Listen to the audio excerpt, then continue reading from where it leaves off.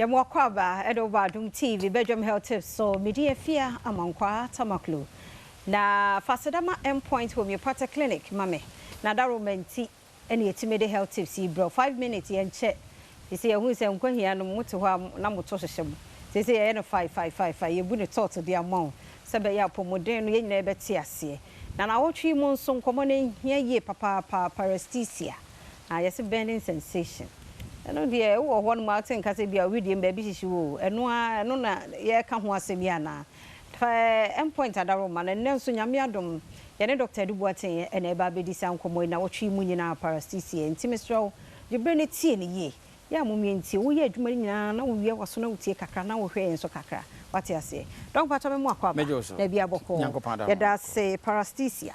se no ano no na wotwe mu nkomo aye die no eno so ye condition be yo meda se pa not until some be a doctor yi and I'm who says ye tina dwaben ya bo ye bo in fact ye na namum bi ene ye nua mumu bi abo bi npa bebre beye eni kwasen se nka yade ene de bo nipa ne beye na npa bebre no ano na nimde ni ho ninti no so obi wo ho na ne ho hyehye no na wanyini kakra se wo ma no ewo sika kakra wo mo ho a ana no makoyi wo fie a yesi wo ene ye menopause ena ache wo ye be ma yesi wo ni andropause se wo ye obi na se wo ye wani afie ofie na wo ho hyehyew na wo ma so ne wo gan wo nanamo enkoyi ma wo mo a ene maame ko ye na ko wanu ma asemo na honto wo ma ye honto ayeso mpaebo no ye nya wo da ye be soja gu so because obi akwaso no obo mpaye de ne ho kire no ene me wo soragada o mi dwo soragada gu no so na beba fie na mi dwo soragada gu obi so na beba fie na wo na ete ho na ho hyehye no a na nyo no a agrada ene adwa no so ne ye nim se eyade ye wo abusua mu wo bo ho na obi wo se ne nsam keka no all the time nsam ko obi agitimu ama ne nsam nyina yekuro wow sa no ya se wo benya sika wo de benya sika me benya sika bo wansa ne nsa na dwodwo ye wo ho in fact obi tirimu timi hye no yes masa o ya abodam ko nko psychiatric hospital eso so na bia na enya dambo enti ye ka paresthesia no a na ya hohyehye yade ye ka paresthesia no a na ye obi a bibi ne nam ne honam duanim obi wo ase due obi wo ase worms bi ase ne komo bi ne nam ne honam duanim ye ka paresthesia no a na obi wa tingling sensations obi wo ase de mpane pins and needles e wo ne honam duanim ye ka paresthesia no a na ye obi a wo de ne ho ka bibi a ana wo ho ana ne honam ashoke no said the light e na ashoke no wo ho ana honam aye yi ye ka ne spasm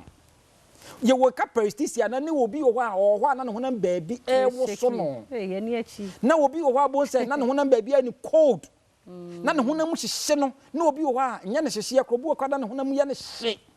wote se ne honam duani ma ne hyehye eno saa no ene ye beka se wanya bibi aka ne se paresthesia na paresthesia no ye wo mu ahodo mienu ye wo transient paresthesia ene obi ye beka ne se persistent paresthesia you got a transient paresthesia no a ebia via one na ho yi one tenase yi na moja circulation moja na ntimi an circulate yi it be abesode no na ananse achew kakra na wona na agene kakra na wona na edu kakra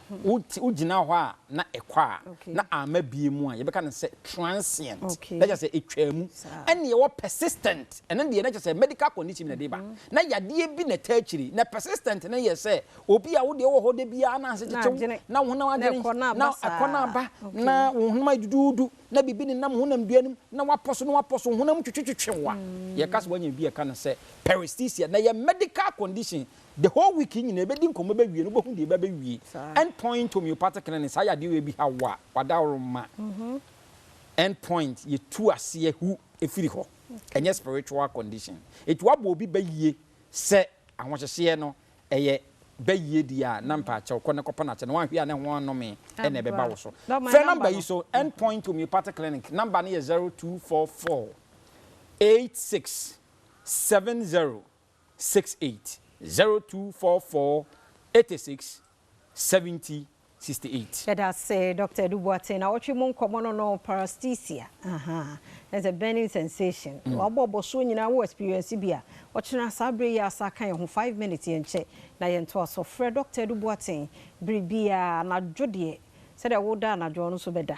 Ba hours you working hours hormone de ofre no bejo so. Wa cheche o mu bibia ha wa dwen bi. Ochena nkwa hoden ho a saka ye ho ebeto so.